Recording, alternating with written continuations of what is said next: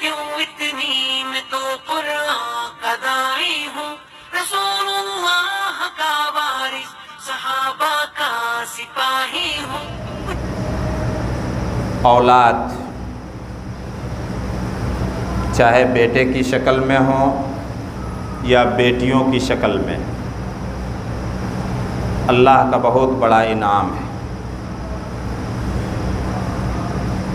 اسلام نے جن جن لفظوں سے اولاد کی نعمت کا تذکرہ فرمایا ہے، اس سے پتہ چلتا ہے کہ اللہ رب العالمین کی بے شمار نعمتوں میں اولاد بڑی بھاری نعمت ہے۔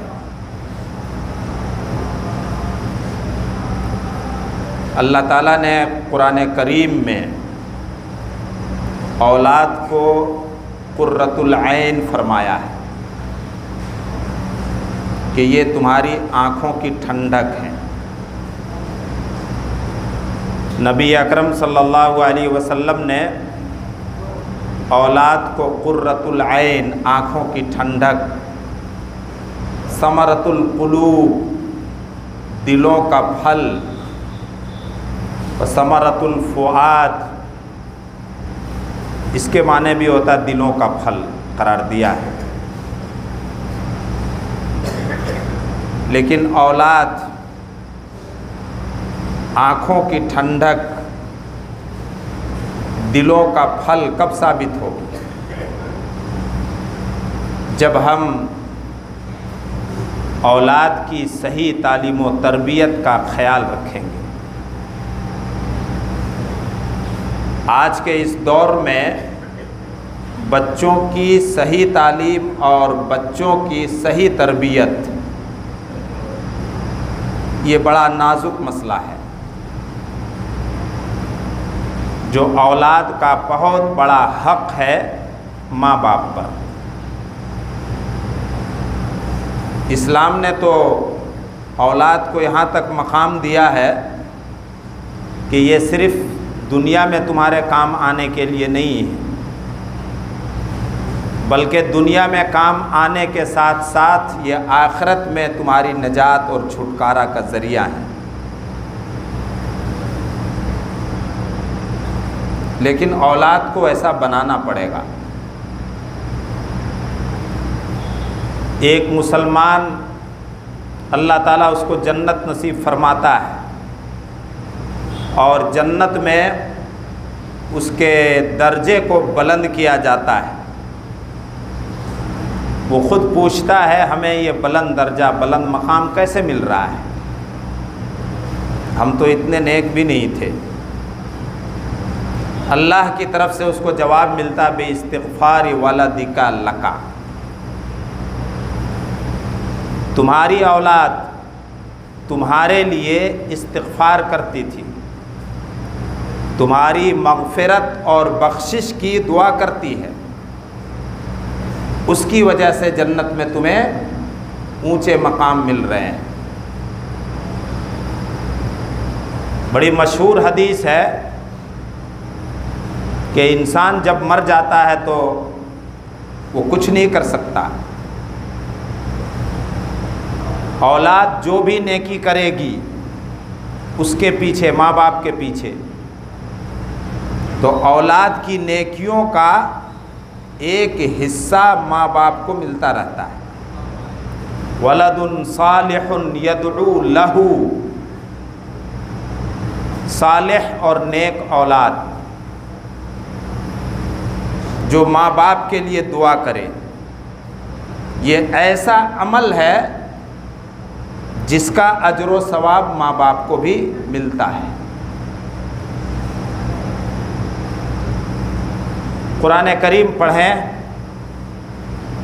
احادیث میں پڑھیں، قرآن کریم میں ان آیات کو خاص طور سے جو اولاد کی تربیت کے سلسلے میں ہے،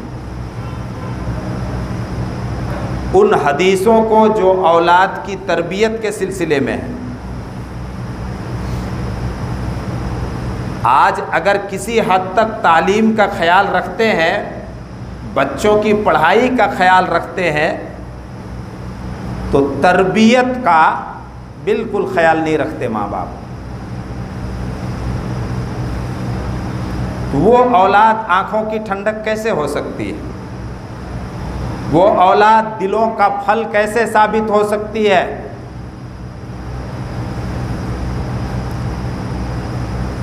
اولاد کو آنکھوں کی ٹھنڈک بنانے کے لیے کہ جن کو دیکھ کر کے ہماری آنکھیں ٹھنڈی ہو جائیں، دل خوشی اور سرور محسوس کرے، یہ اسی وقت ہو سکتا ہے جب ہم تعلیم کے ساتھ ساتھ، پڑھائی کے ساتھ ساتھ بچوں کی تربیت کا خیال رکھیں۔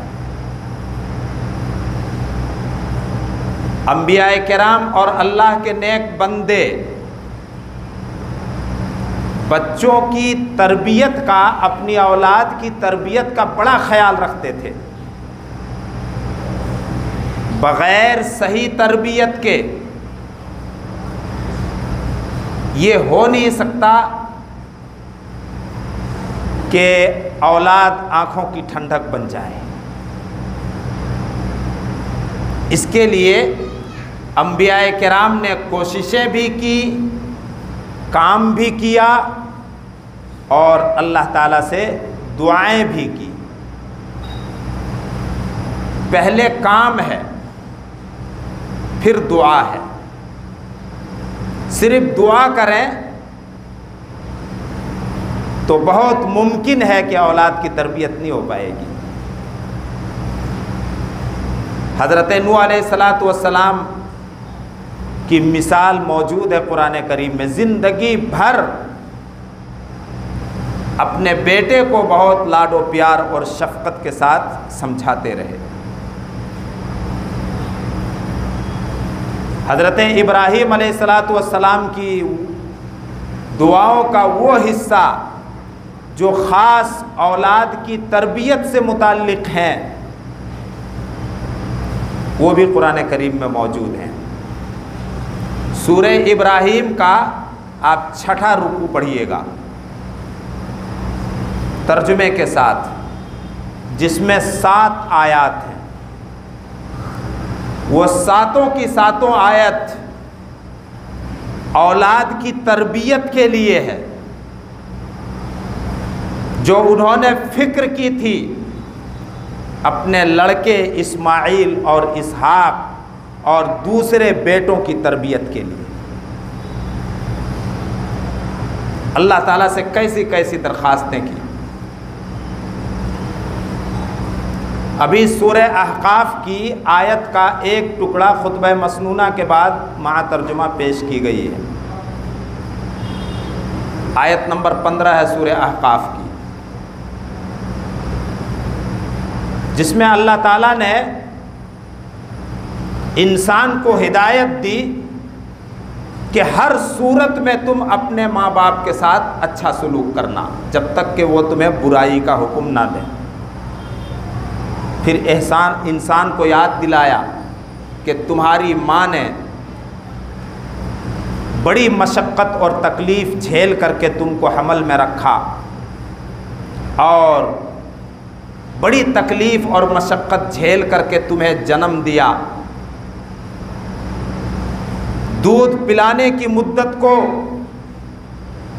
بڑی تکلیفیں برداشت کر کے اور تکلیفیں جھیل کر کے انہوں نے تمہیں دودھ پلایا اور اس مدت کو گزارا۔ حتی اذا بلغ اشدہ، یہاں تک کہ وہ انسان اب جب اپنی جوانی اور توانائی اور طاقت و قوت کو پہنچ جائے، وبلغ 40 سنہ، اور عمر مستعار، وہ زندگی جس پر ہمارا اختیار نہیں، انسان کا اختیار نہیں، بڑی بڑی طاقتوں کا اختیار نہیں، کتنے سال کے ہو جائے؟ 40 سال کے۔ وہ انسان اب 40 سال کا ہو گیا، بڑی تبدیلی آنے لگی ہے جسم پر، اب توانائی اور طاقت کمزوری کی طرف مائل ہو چکی ہے، عقل میں پختگی آ چکی ہے، تو اب اس انسان کو کہنا ہے رب اوزعنی ان اشکر نعمتک التی انعمت علی وعلی والدی وان اعمل صالحا ترضاہ۔ اے میرے پروردگار، تو نے جو انعام مجھ پر کیا اور میرے ماں باپ پر کیا ہے، سب کی شکر گزاری کرنے کی توفیق دے دے، میرے بس میں کر دے۔ پہلی دعا یہ کرو 40 کے بعد۔ اللہ نے سکھایا ہے انسان کو، اور اس آیت میں لفظ انسان ہی کا آیا ہے۔ اور اللہ سے مانگو کہ میں ایسا نیک کام کروں جن سے تو راضی اور خوش ہو جائے، اور یہ بھی مانگو وَأَصْلِحْ لِي فِي ذُرِّيَّتِي۔ اس ٹکڑے کی وجہ سے آج یہ آیت کا تھوڑا سا بڑا ٹکڑا پڑھا۔ وَأَصْلِحْ لِي فِي ذُرِّيَّتِي، میری اولاد کو نیک چلن بنا، میری اولاد کے قدم نیکیوں پر جما دے، وہ خیر اور بھلائی کے کاموں پر قائم رہیں۔ انی تبت الیک، میں تیرے ہی طرف لوٹ کر کے آ چکا ہوں، میں نے اپنا دھیان اور اپنی توجہ اے میرے رب تیری طرف کر دی۔ وَإِنِّي مِنَ الْمُسْلِمِينَ، اور میں ہوں فرما برداروں میں سے۔ اولاد نیک کیسے ہوگی؟ صرف دعاؤں سے کام نہیں بنے گا،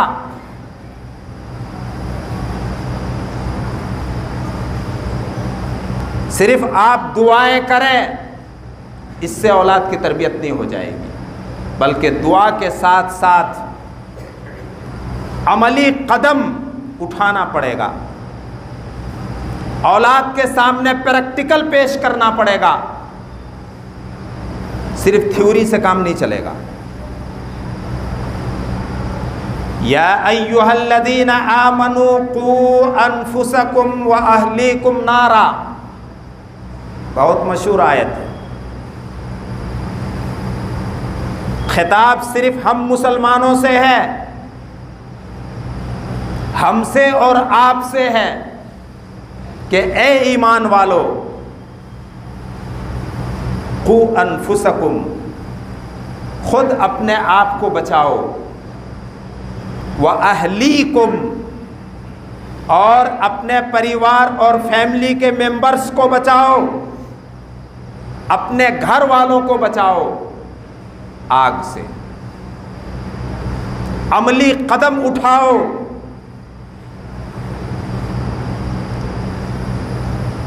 اس آیت سے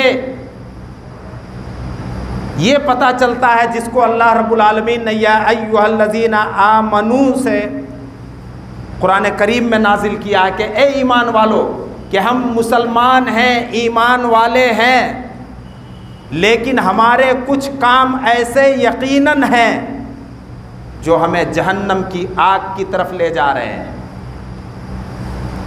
ہمارے گھر والوں کے، ہماری اولاد کے کچھ ایسے کام ہیں جو ان کو جہنم کی آگ کی طرف لے جا رہے ہیں۔ رونگٹے کھڑے ہو جانا چاہیے۔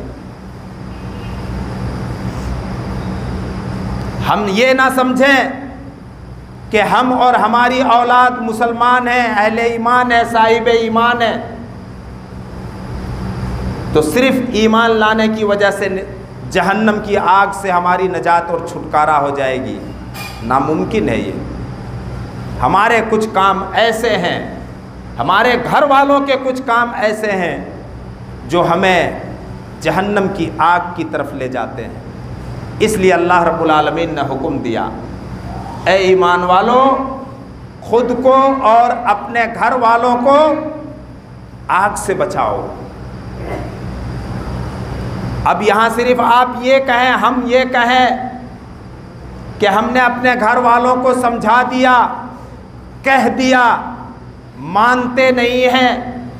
آپ بھلے بڑے سے بڑے نمازی ہیں، آپ پہلی صف کا اہتمام کرتے ہیں، تکبیر اولیٰ کا اہتمام کرتے ہیں، دینی کاموں میں بڑھ چڑھ کر کے حصہ لیتے ہیں، مالی تعاون کی ضرورت پڑتی ہے تو اپنا مالی تعاون پیش کرتے ہیں، مسجدوں کی بڑی خدمت کرتے ہیں، دین کے کاموں میں پیش رہتے ہیں، لیکن اگر اپنی اولاد اور اپنے گھر والوں کو جہنم کی آگ سے بچانے کی فکر نہیں کی اور عملی نمونہ پیش نہیں کیا، اس کے لیے قدم نہیں اٹھایا، تو پھر ہم اللہ کے یہاں نجات نہیں پا سکتے، ہم مجرم ہیں اللہ رب العالمین کے یہاں۔ غور کیجئے اس آیت کے بلکہ پورے قرآن کے مخاطب سب سے پہلے صحابہ کرام تھے، جن کی اللہ رب العالمین نے قرآن کریم میں کتنی تعریفیں کی ہیں،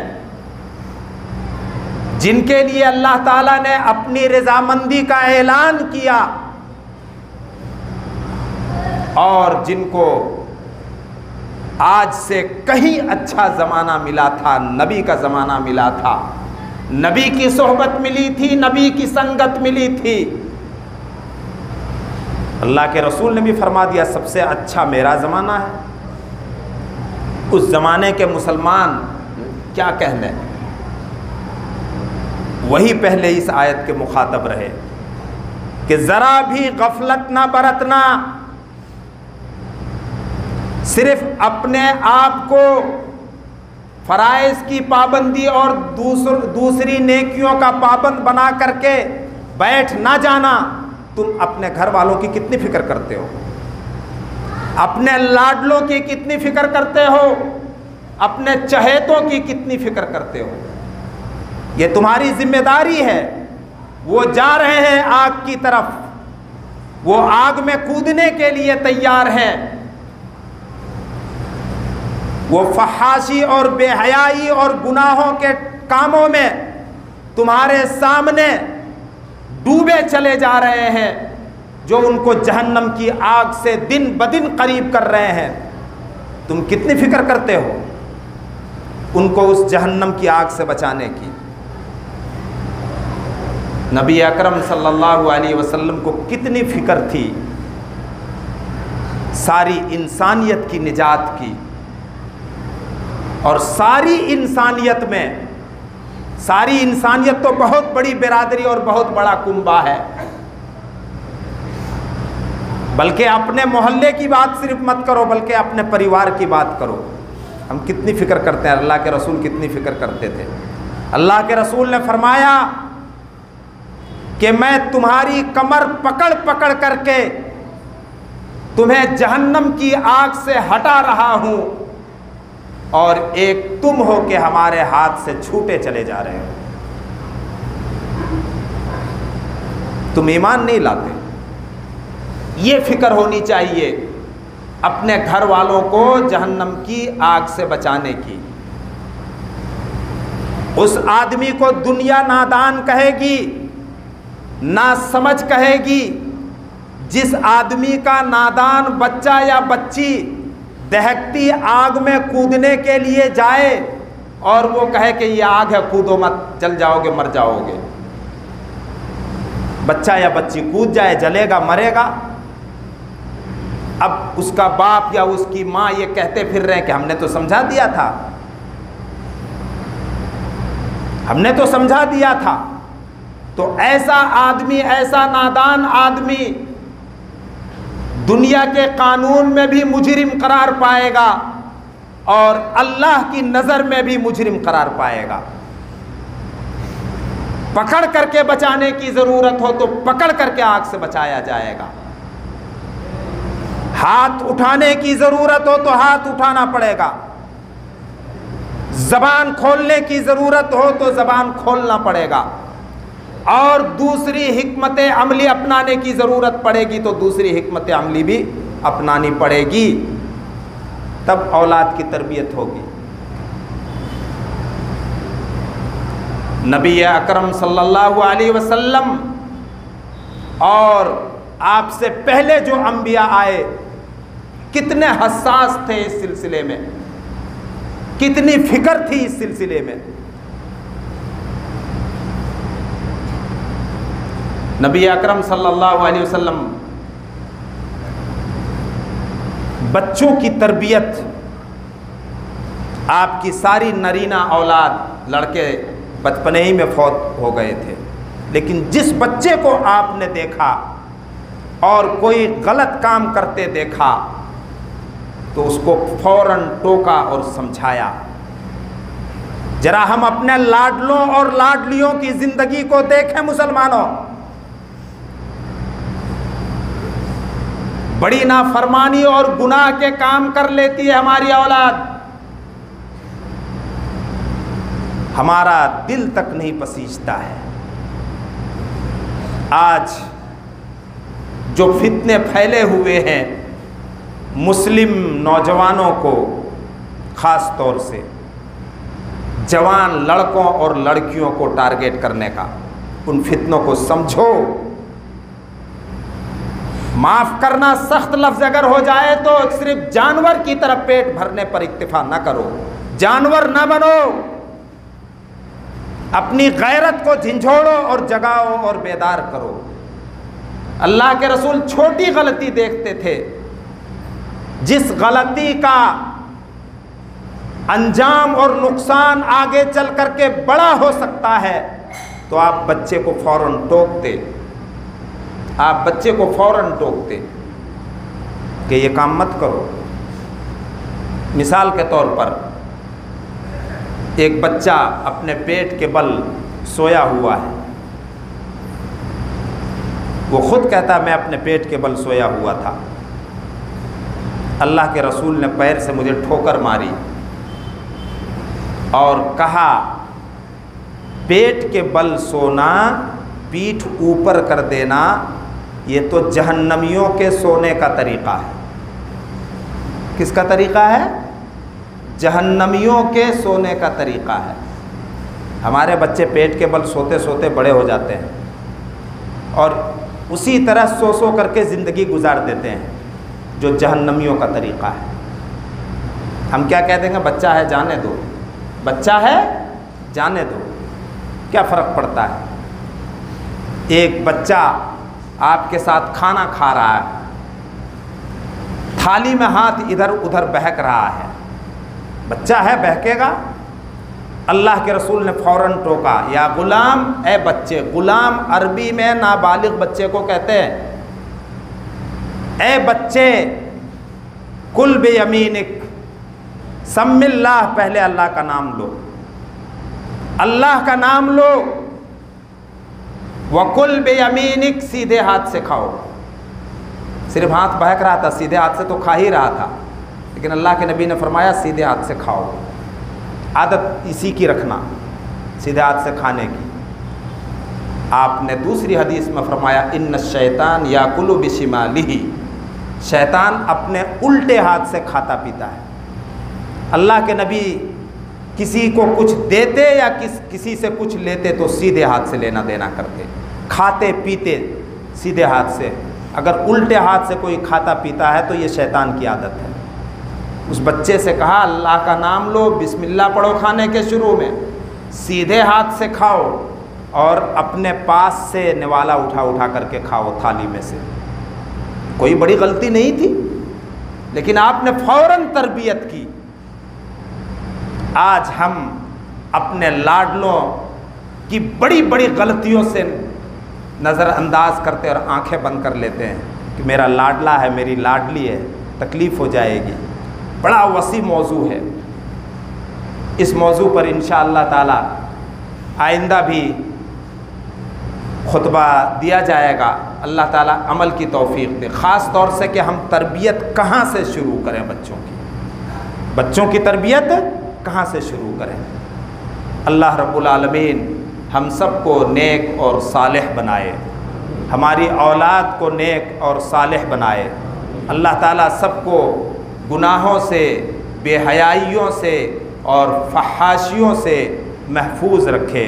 اللہ تعالی ہماری پریشانیوں کو دور فرمائے، ہم میں جو بیمار ہیں اللہ رب العالمین ان کو شفائے کلی نصیب فرمائے اور سب کی مصیبتوں اور پریشانیوں کو دور فرما دے۔ بارک اللہ لنا ولکم فی القرآن الحکیم ونفعنا وإیاکم بالآیات والذکر الحکیم انہ تعالی جواد کریم ملک بالرؤوف الرحیم۔